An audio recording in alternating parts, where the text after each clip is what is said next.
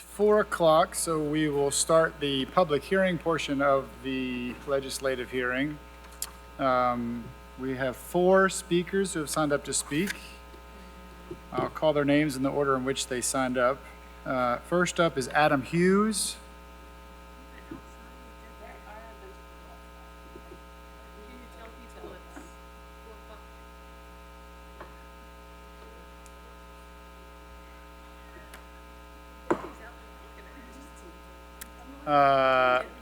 The next on the list, okay, maybe we do that.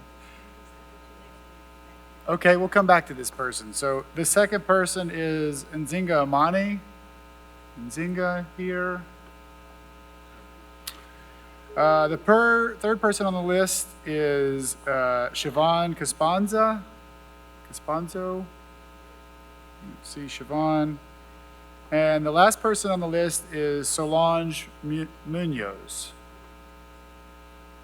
Solange Munoz. Okay, we fished one out of the crowd.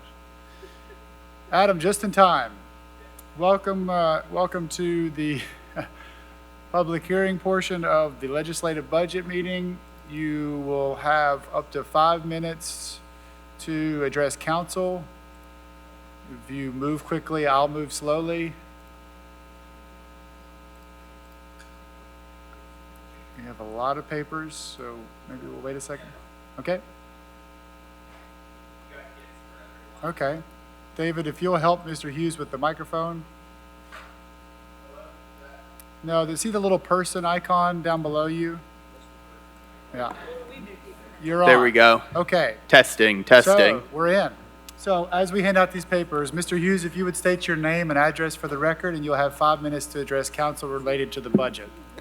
Absolutely. Thank you so much. My name is Adam Hughes. I live at 2506 Bryce Street in the 4th District of Knoxville. And I want to thank you all for the opportunity to speak. I think first and foremost, what I want to say is thank you to each of you and to the mayor for the commitments in this budget to eviction prevention and housing stability through support of the Eviction Prevention Office of Legal Aid of East Tennessee. We recognize that this is a first step, that this is the first time that there has been a municipal budgetary support for this kind of work. And this is a really meaningful response to skyrocketing evictions. So I want to thank the mayor, thank the council for the work they've done to go and think through how this could be a part of the budget. You've all seen that eviction filings increased by over 50% between 2022 and 2023. As we keep getting data on 2024 and 2025, we think that it will show that this elevated trend will and has continued. We've got a really great research team working on compiling that, and we're going to make sure to report back to you as we have that data to a new level of granularity on what evictions in Knoxville and Knox County look like. I also want to put this in the context of some of the things that have happened just within the past month. We know that legal aid's capacity right now is substantially below what it was as this surge in evictions began to take place. And we know that without additional funding, even above and beyond what this budget represents, that lowered capacity is going to continue. What this means is that court outcomes are getting worse. More cases that are making it to contested hearings, and we know that that's going to increase as well. There were 238 families on the eviction docket just today. I don't know if it was in this room or next door, but 238 families, and that's a level that we have actually seen in excess. The highest was 360 families. We foresee this continuing to increase. First of all, the rental assistance is drying up. New applications have already ended, and that means that cases that have already been put off or that would have avoided court are going to be heard now. More cases means worse outcomes for everyone. It's more people in court. It's more chaos. It's more strain on an already stressed court system. The way that legal aid lawyers function, beyond just representing their client, they help to bring order to this entire process. And the next thing that's really worried us recently is the report that you might have seen in the Compass on the impact of HUD cuts, potential HUD cuts recently. People losing Section 8 funding, people losing other rental relief programs, a decreased amount of permanent supportive housing. So there's another tidal wave that could be facing our eviction courts. I think one very important thing that I want to make sure to say here is that legal aid's work, if anything, is going to be even more important without the rental assistance.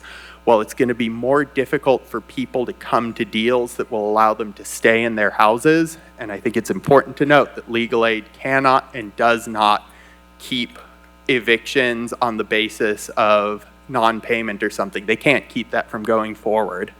However, what they are able to do is help negotiate to get that eviction off people's record. And as more people are coming through court, they're going to need to make those deals to keep their evictions off their record. If a lot of people are coming with those evictions, and in Tennessee, those evictions are never expunged from your record, all of a sudden we're going to see that people who have lived in Knoxville, who have gone to eviction court, are going to be at a disadvantage compared to new people in even qualifying for the same level of rental relief.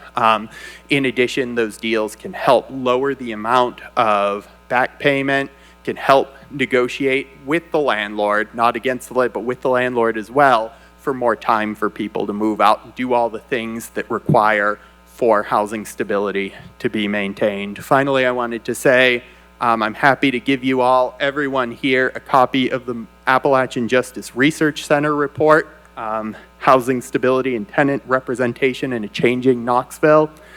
You've all seen some of the information in here, but this report is so in-depth, 66 pages that tell you everything you need to know about eviction court. I really hope that this becomes the standard to talk about what evictions look like for years to come. Thank you so much. Thank you, Mr. Hughes, and thank you for your work. Okay, we've already gone through the speaker list, but we'll do it one more time to see if anybody showed up. So next on the list is Nzinga Amani. Let's see, is he anywhere? Okay. Next up, Siobhan Casponzo. Don't see Siobhan. And the last is Solange Munoz. Solange Munoz. Seeing none of them, Council, we've had a full day, we've got a full evening, so we'll adjourn for this meeting.